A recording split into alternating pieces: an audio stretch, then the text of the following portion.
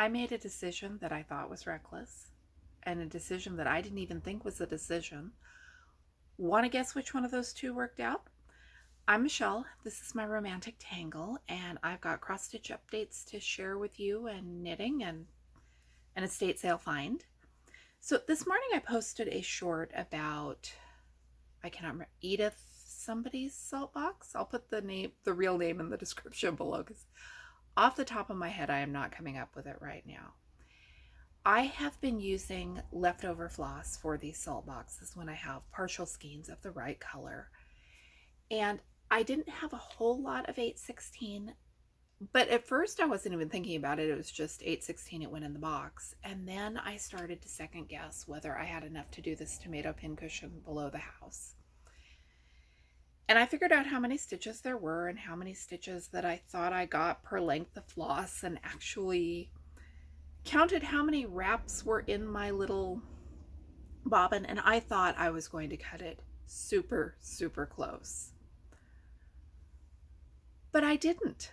And I'm happy that I kept stitching from this partial bobbin, because I have another unstarted bobbin. But if I use up the leftovers, that means that I still have the brand new skein for something else. And this is a color I use a lot of. I thought I was going to run out on this pincushion. I made my peace with that. I decided I could fill in the rest with a different skein, and if the colors didn't match perfectly, it would be fine, because it would fit with how things are going lately. But somehow I had enough floss. Can you tell my fingers are a little more nimble than they were when I did my last Flosstube update? Not great, not by any stretch, but a lot better than they were. The other decision I made was to start the shawl, and I didn't swatch.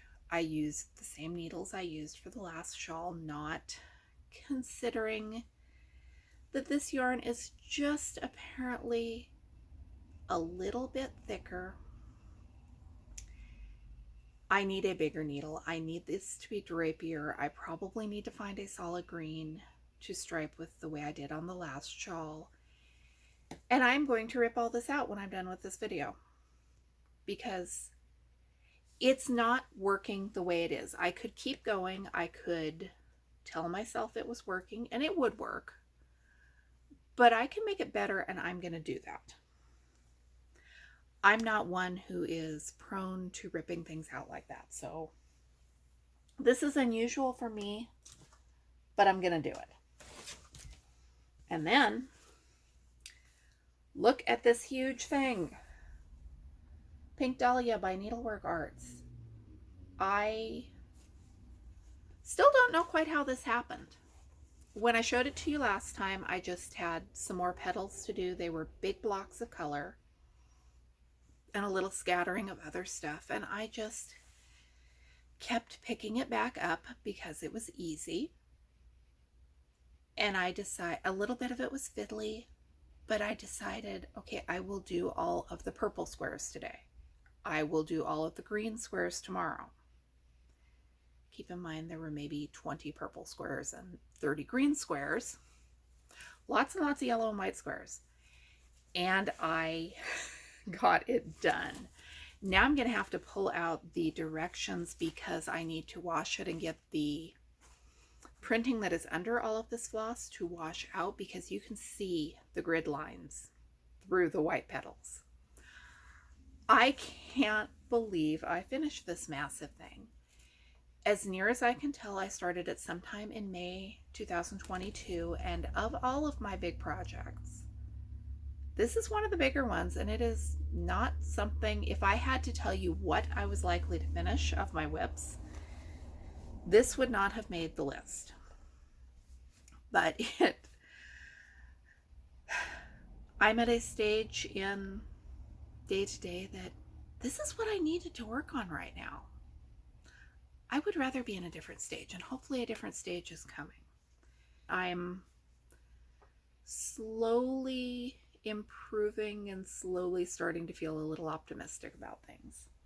And the other decision I made, my husband and I stopped at an estate sale. This was a hate it when they describe estate sales as a hoarder situation. This was an old guy's barn. He had a lot of stuff. It was a barn. It was dirty, old stuff. And we bought a cow, a packaged in the freezer cow. And we have been trying to figure out whose coolers we could borrow because we don't have enough coolers to hold full cow. They had coolers.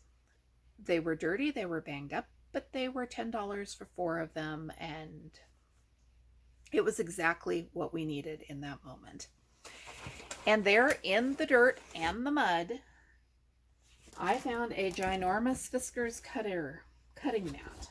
I was going to ask the guy how much he wanted for it because I figured it looked like it would clean up. It isn't in that terrible of shape, so maybe we could scrub it and flatten it, and if the whole thing didn't flatten, we could cut off the part that was usable. These are expensive. I figured I'd pay $1 for it. He told me it was free. Then my husband tried to talk me out of it. It cleaned up amazingly well.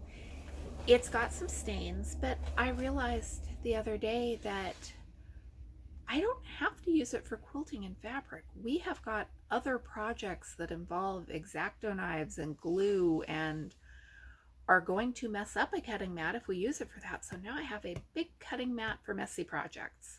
I bought a new pattern this morning off of Etsy, but I'm going to have to borrow my daughter's printer to print it out and get started. So I'll show that to you next time. I think this afternoon I'm going to see if I can find those instructions and see if I can wash the background ink out of my Dahlia. I'll let you know in the next video how that turned out. Thanks for watching. I'm Michelle. This is my romantic tangle, and this hasn't been the most fabulous update, but there's stuff, and the fact that I got that Dahlia done deserves a little bit of a celebration, I think.